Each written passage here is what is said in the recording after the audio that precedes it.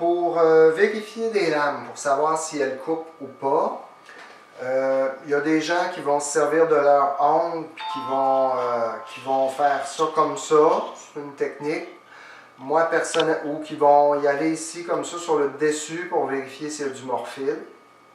Moi, personnellement, la méthode que je trouve la meilleure, c'est prendre ces ongles puis venir vérifier le edge, le coupant dans le fond, le 90 degrés. Quand c'est bien coupant, quand c'est tranchant, l'ongle il va mordre. Il ne glissera pas, il va mordre et ça va laisser des petits résidus sur la lame.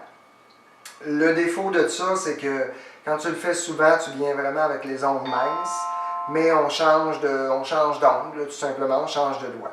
Donc on s'assure que ça mord, puis quand ça mord, ben justement, vous voyez ma main qui tient, là, qui est statique, elle bouge parce que ça mord vraiment ici. Donc, je m'assure que ça coupe sur toute la longueur. Ça aussi, c'est important. Ça peut être super tranchant ici, mais si j'ai 3-4 cm qui ne coupe pas là, c'est pas utile. Donc, il faut vraiment vérifier sur toute la longueur des deux côtés de la lame, s'assurer qu'il y a du mordant partout.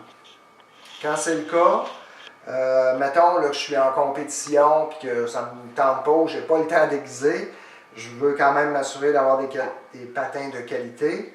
Je vérifie que j'ai du mordant partout et je peux vérifier le morphile aussi. Des fois, si j'ai du morphile, je vais juste passer le burin. Ça coupé, mais j'ai un petit peu de morphile.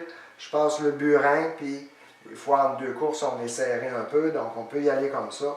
Ça peut sauver une vie, entre guillemets.